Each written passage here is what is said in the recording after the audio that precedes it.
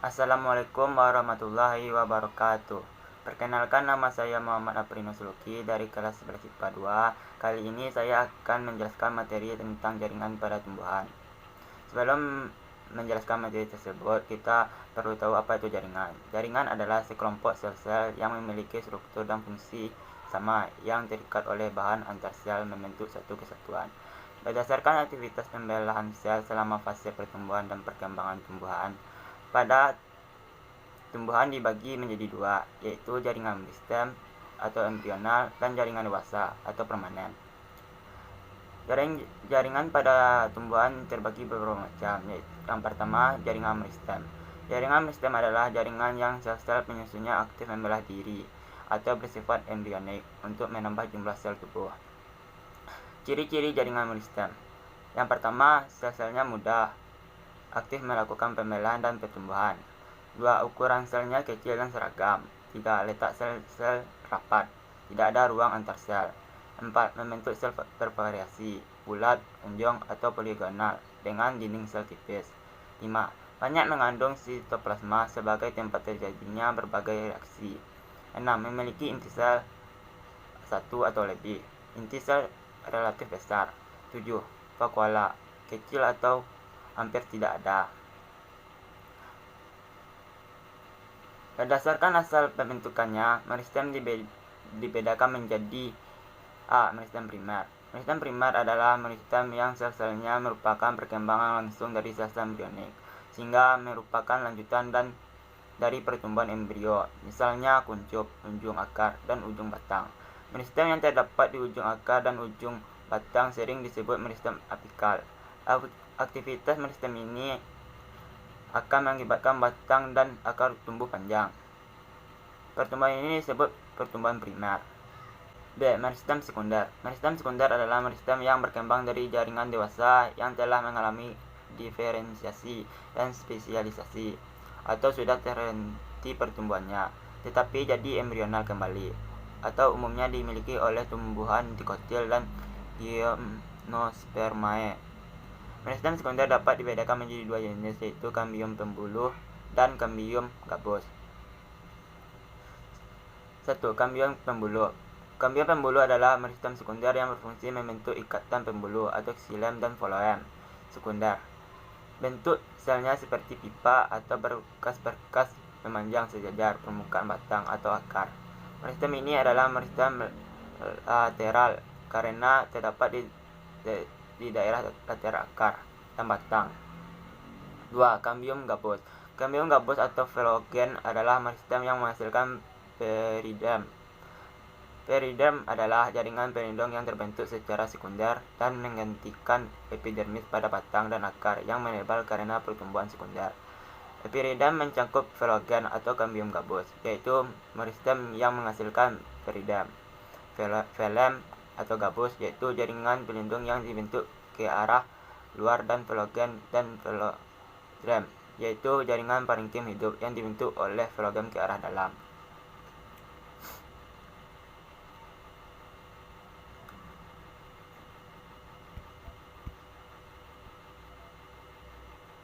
C. Jaringan permanen. Jaringan permanen adalah jaringan yang berasal dari pembelahan sel-sel meristem primer maupun meristem sekunder yang telah berdiferensiasi atau mengalami perubahan bentuk sesuai dengan fungsinya.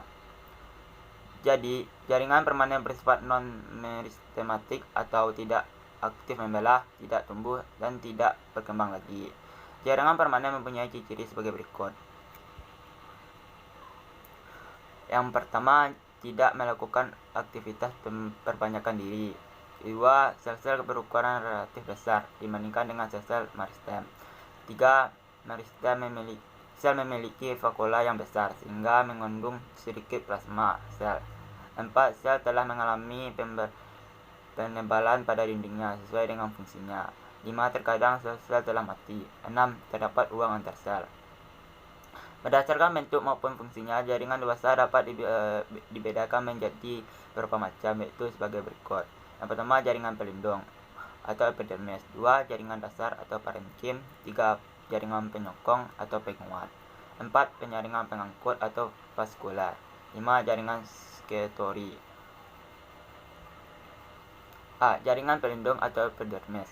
Jaringan epidermis adalah jaringan yang tersusun dari lapisan sel-sel yang menutupi permukaan organ tumbuhan seperti akar, batang, daun, bunga, buah, dan biji. Jaringan epidermis disebut sebagai jaringan pelindung karena berfungsi melindungi bagian tumbuhan dari segala pengaruh luar yang merugikan. Misalkan perubahan suhu, kerusakan mekanik, hilangnya air atau melalui penguapan, dan hilangnya zat-zat makanan. B. Jaringan parenkim. Jaringan parenkim merupakan jaringan yang terbentuk dari sel-sel dengan struktur morfologi yang bervariasi. Jaringan ini bertanggung jawab terhadap segala proses fisiologis. Jaringan parenkim disebut sebagai jaringan dasar karena dapat dijumpai hampir di setiap bagian tumbuhan, pada batang dan akar. Parenkim terdapat di antara epidermis dan pada daun.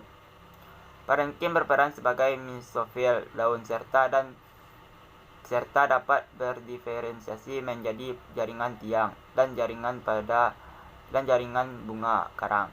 Pada buah dan biji, parenkim berperan sebagai tempat penyimpan cadangan makanan. Ciri jaringan parenkim adalah sebagai berikut. A. Sel hidup berukuran besar, pada umumnya berdinding tipis yang mengandung selulosa. B. Memiliki sitoplasma. C. Memiliki nukleus. D. Memiliki vakuola yang besar. E. Memiliki ruang antar sel. F. Jaringan parenkim berfungsi untuk menyimpan cadangan makanan dan fotosintesis berdasarkan bentuknya. C. Jaringan penyokong atau penguat. Jaringan penyokong adalah jaringan yang menunjang bentuk tubuh tumbuhan.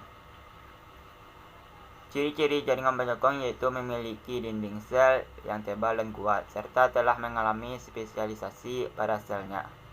Jaringan penyokong berfungsi untuk 1. Menegakkan batang dan menguatkan daunan. 2. Melindungi tumbuhan dari gangguan mekanis. 3. Melindungi embrio di dalam biji.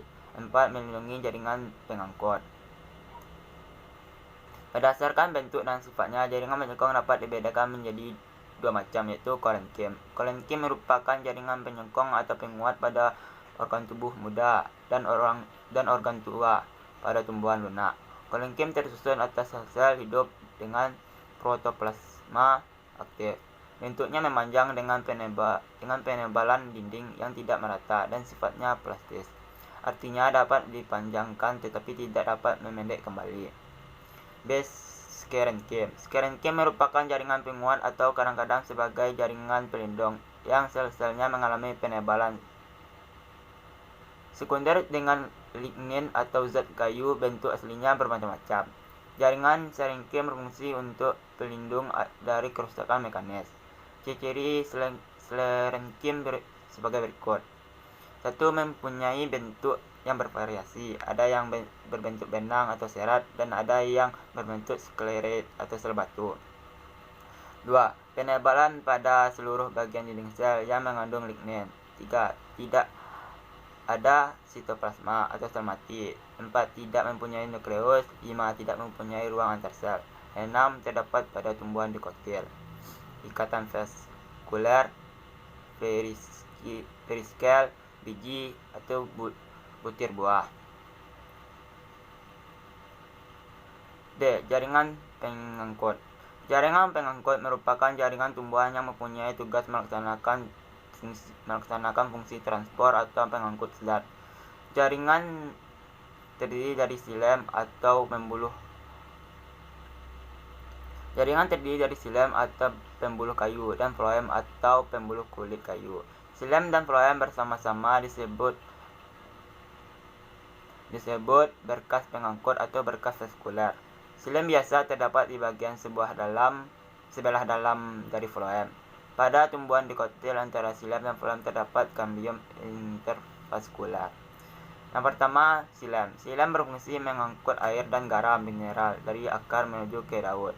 Xilem merupakan jaringan yang kompleks karena tersusun dari berbagai macam bentuk sel. Sel-selnya telah mati, berdinding tebal dan mengandung zat lignin.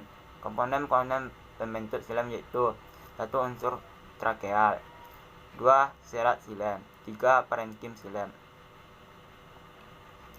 2. Floem. Floem berfungsi mengangkut dan mendistribusikan zat makanan hasil fotosintesis dari daun ke seluruh bagian tumbuhan.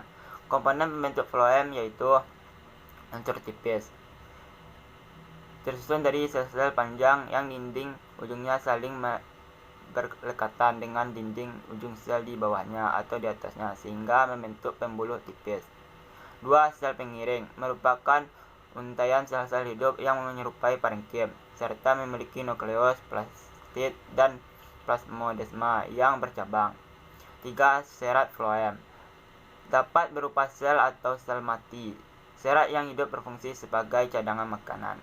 4. Parenkim floem berfungsi sebagai tempat penyimpanan zat tepung, lemak, dan zat-zat organik lainnya.